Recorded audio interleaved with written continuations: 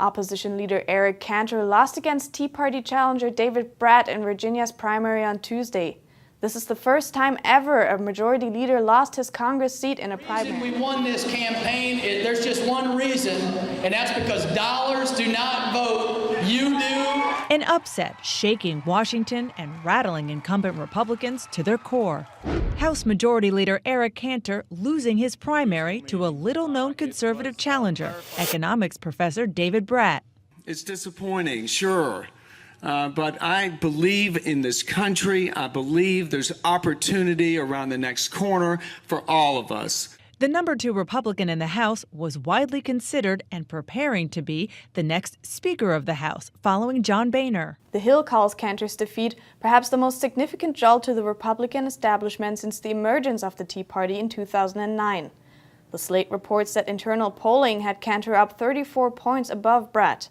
According to the New York Times, the Republican Cantor raised over $5 million this year, while Brat only raised $200,000. Let me give you one more set of facts here on how much they spent on the Cantor campaign to give you a sense of the corruption in the Capitol. So the $168,000 on steakhouses, $116,000 on luxury hotels, including $17,903 at the Beverly Hills Hotel and Bungalows. Please, I do declare.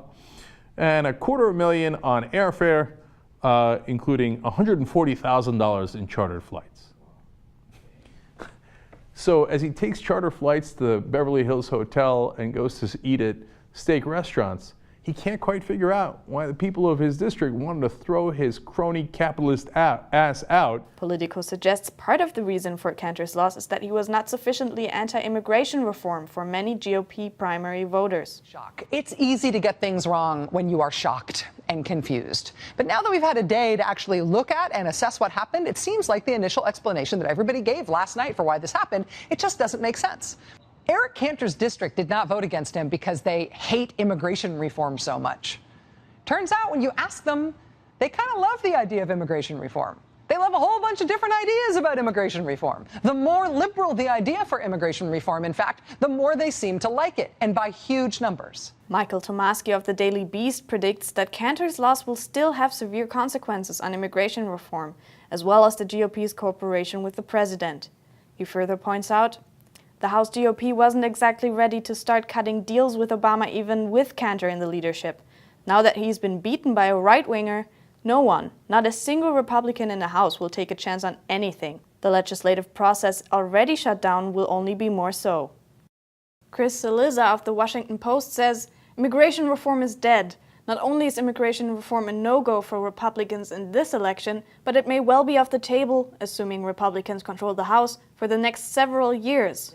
If immigration reform is dead, totally dead, what does it mean for the Republican Party's efforts to regain a standing with Hispanic voters? It's going to be very tough. When Mitt Romney used the phrase self-deportation, that was the end for a lot of Latinos. And the challenge now for the GOP is to be able to appeal also. It's not just the Latinos. It's middle-aged women in suburbs who see how the Republicans relate to these other groups, and that's how they decide, does the GOP care about them? The Washington Post reports that Cantor announced he will step down from his position as majority leader. Now, while I intend to serve out my term as a member of Congress from the 7th District of Virginia, effective July 31st, I will be stepping down as majority leader. It is with great humility that I do so, knowing the tremendous honor it has been to hold this position. An election for Cantor's replacement is set for June 19th. That's The Buzz for now. I'm Julia Rabe.